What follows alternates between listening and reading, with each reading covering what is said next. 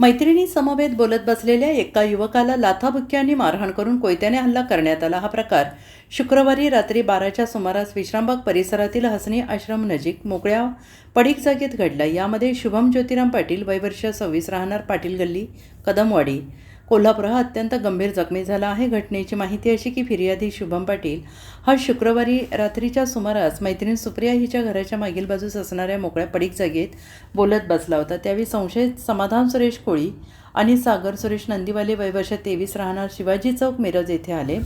त्यांनी फिर्यादी शुभम याच्याशी वाद घालण्यास सुरुवात केली. अचानक समाधान कोळी याने कोयत्याने शुभम यांच्यावर हल्ला चढवला तर सागर नंदीवाले यांनी शुभम यांना लाथाबुक्क्याने मारहाण केली. यावेळी शुभम हा गंभीर जखमी झाला. यानंतर हल्लेखोरांनी येथून पलायन केले. विश्रामबाग पोलीस ठाण्यात गुन्हा दाखल झाल्यानंतर पोलिसांनी चोरट्यावर गुन्हा दाखल केला आहे. Bureau report SPN Marathi Sangli.